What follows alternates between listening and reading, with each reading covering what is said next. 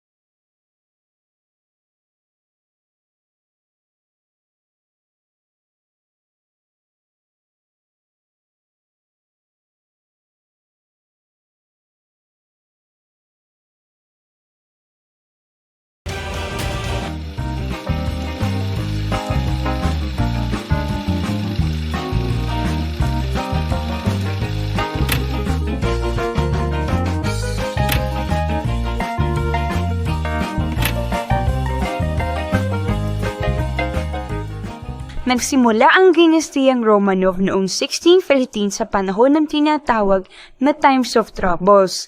Sa loob ng halos 2 dekada bago yun, winasak ng taggutom, salot at pananakop ng mga dayuhan ng Russia. Ang dating linya ng mga Rurikid ay nagwakas at naghari ang kaguluhan. Ang mga boyar o mahardikang Ruso ay nagtipon upang pumili ng bagong pinuno. Doon nila pinili ang 16-year-old na si Mikhail Romanov, isang kabataang hindi pa nasusubok, ngunit mula sa isang iginagalang na pamilya na konektado sa dating hari. Sa kanyang pagkakahalal, muling nabuo ang kaayusan at nagsimula ang mahigit 300 taon ng paghahari ng kanyang lahi. Sa ilalim ng Romanovs, lumawak ang teritoryo ng Russia, hanggang sa maabot nito ang 2 kontinente. Si Peter the Great na namuno mula 1682 hanggang 1725 ay nagdala ng malawakang pagbabago. Pinasigla niya ang buong dagat, binuksan ng bansa sa Europa at itinatag ang bagong kabisera sa St. Petersburg bilang simbolo ng modernong imperyo. Pagkaraan, si Catherine the Great naman ang nagbigay ng Golden Age sa kultura at politika. Lumaki ang impluwensya ng Russia sa Europa at umunlad ang sining, agham at edukasyon. Ang dinastiya ay naging habidyo ng tradisyon, relihiyon at otoridad. Ngunit sa kabila ng lakas at lawak ng imperyo, palaging nananatiling nakapaloob sa ilalim ng kanilang pamumuno ang matinding agwat ng mayaman at mahirap. Ang mga magsasaka ay nananatiling nakagapos sa lupa bilang mga serf hanggang 1861 at ang pamahalaan ay nananatiling lubusang otoritaryo. Ito ang kondisyon ng unti-unting gumuhit ng hinaharap na problema. Noong 1894, umakyat sa trono si Nicholas II na anak ni Alexander III, isang mapagmahal na anak, tapat na Kristiyano at mahinahong tao, ngunit walang kahandaang politikal. Sa kanyang murong edad, bigla siyang naging pinuno ng pinakamalaking imperyo sa buong daigdig. Bagamat mabuti ang kanyang hangarin, hindi siya angkop sa malalaking hamon ng panahon. Ang kanyang pag-aasawa kay Alexandra na isang prinsesang Aleman, katapong babae ni Queen Victoria ng Britanya, ay nagbigay sa kanya ng matibay na katuwang sa buhay. Nagkaroon sila ng 5 anak na kanilang pinakasentro ng atensyon at pagmamahal. Ang kanilang tahanan ay puno ng musika, panalangin at mga simpleng kasiyahan. Gayunpaman, sa labas ng palasyo, nagsisimula ng kumulo ang galit ng mamamayan. Si Nicholas ay kilala bilang isang ama at asawa na lubhang maalaga. Ngunit bilang pinuno, siya ay mahina at hindi matatag. Madalas nakakulong sa sariling paniniwala sa banal na karapatan ng mga hari. Sa kabila ng pagbabago sa Europa at sa loob ng Russia, siya ay nananatiling nakadikit sa absolute power. Ang pagkakahiwalay na ito sa realidad ng kanyang bayan ang isa sa mga pinakamalaking kahinaan ng kanyang pamumuno. Sa loob ng palasyo, si Nicholas at Alexandra ay namuhay na parang isang karaniwang pamilya. Tinuruan nilang kanilang mga anak ng disiplina, gawain bahay at pananampalataya. Ang mga prinsesa ay natutong gumawa ng kanilang sariling kama, tumulong sa mga gawaing bahay at lumahok sa mga gawaing kawang-gawa. Si Alexei, ang nag-iisang tagapagmana, ay lumaking maselan dahil sa kanyang sakit na hemophilia. Ang bawat sugat ay maaaring mandala ng kamatayan, kaya't ang pamilya ay laging nakabantay. Sa kanilang pribadong buhay, makikita ang isang larawan ng pagmamahalan. Ngunit ang sobrang pag-iinat at ang pag-iwas ng pamilya sa lipunan at politika ay nagpatibay ng kanilang isolation. Si Alexandra ay mas lalo umasa sa pananampalataya at sa mga taong pinaniniwalaan niyang isinugo ng Diyos, lalo na kay Rasputin. Ang imahen ito ng isang pamilyang banal at hiwalay sa mundo ay nagbigay ng inspirasyon sa ilan, ngunit sa marami, ito ay naging tanda ng pagiging malayo nila sa bayan. Ang pagdating ni Grigory Rasputin na isang mistikong Siberian ay nagbigay ng kakaibang pag-asa sa pamilya. Sa tuwing lalala ang sakit ni Alexei, tila may kakayahan siyang mapagaan ito sa pamamagitan ng dasal at presensya. Dahil dito, pinaniwalaan ni Alexandra na siya ay sinugo ng Diyos upang protektahan ang tagapagmana. Ngunit ang kanyang impluwensya sa palasyo ay naging sanhi ng matinding iskandalo. Ang kanyang pasamaan, paglalasin, at mga tsismis ng pakikipagrelasyon ay nagdulot ng pagkasuklam sa mga pari, maharlika at mamamayan. Lumaganap ang paniniwala na hawak niya sa leeg ang tsar at tsarina. Para sa marami, ang Romanovs ay naging bihag ng isang taong walang karapatan sa pamumuno. Ang imaheng ito ang nagbaba ng respeto ng publiko sa kanila at nagpatibay ng pananaw na bulok na ang pamalaan. Noong 1905 matapos ang pagtatalo ng Russia laban sa Japan, naganap ang malawakang protesta sa Petrograd. Libu-libong mamamayan ang nagmarcha upang hilingin ang reforma, ngunit sinalubong sila ng bala. Ang Bloody Sunday ay nagdulot ng matinding dagok sa reputasyon ni Nicholas II. Bagamat napilitan lumikha ng isang duma, mabilis din siya na sinupling ng kapangyarihan nito. Ang mensahe ay malinaw, walang puwang para sa pagbabahagi ng kapangyarihan. Sa mga probinsya, ang mga magsasaka ay nananatiling lugmok sa kahirapan. Sa mga lungsod, ang mga manggagawa ay nagsimula ng welga laban sa mahabang oras ng paggawa at mababang sahod.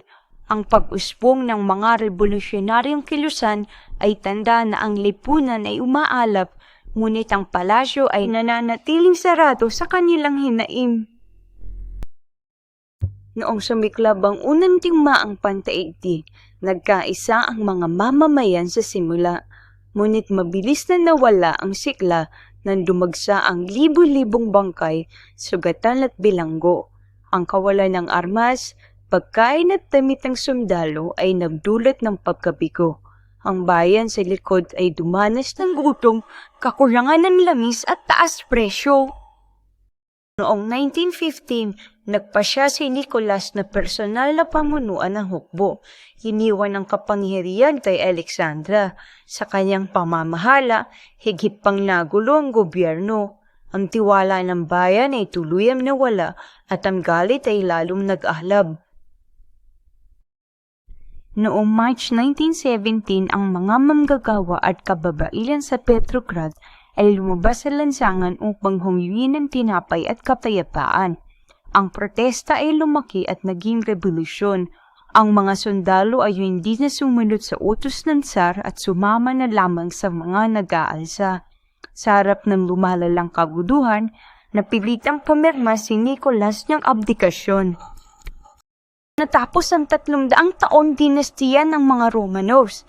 Ang kapangyarihan ay napuntang pansamantala sa pamahalaan, ngunit ito'y hindi ring at tagal dahil sa pag-usbong ng Bolsheviks na pinamumunuan ni Lenin.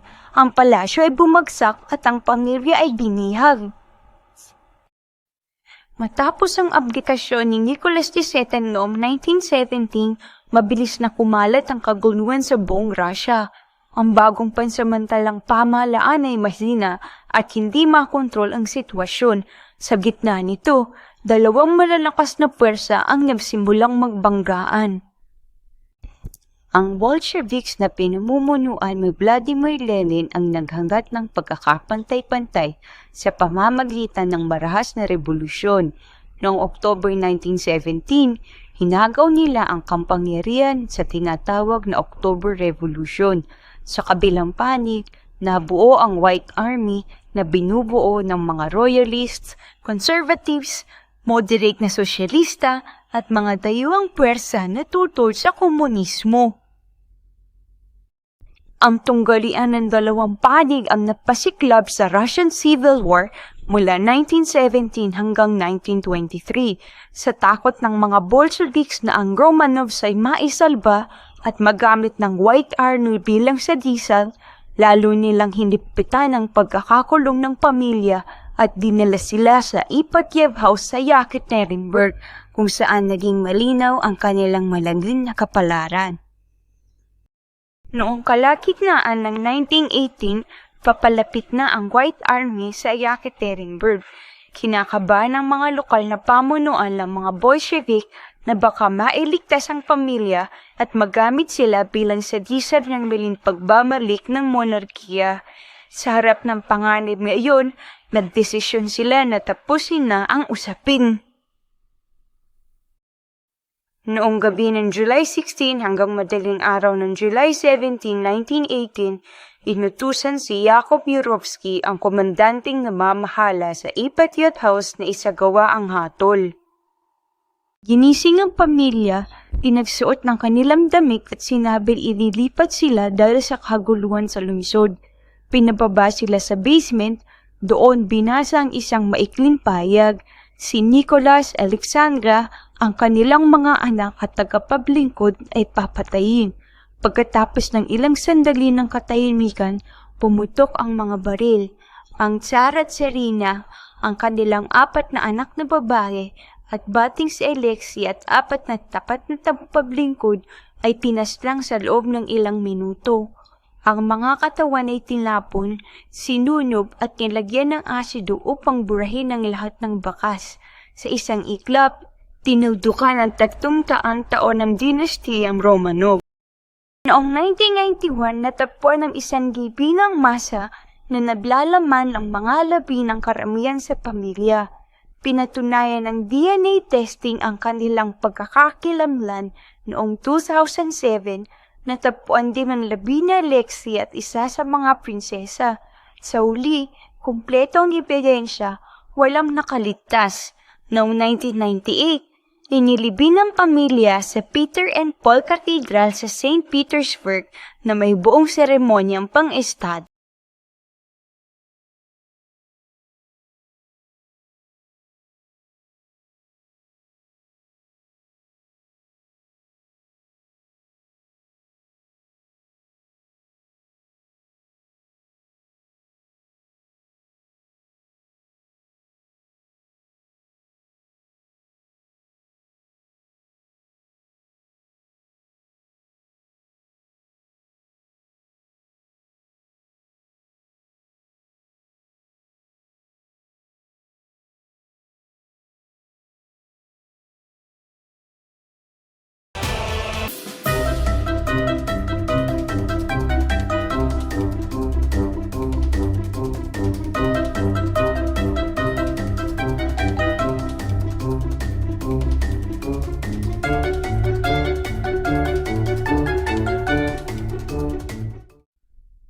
Ayan mga kamarites, natapos na ang ating kasaysayang kwento.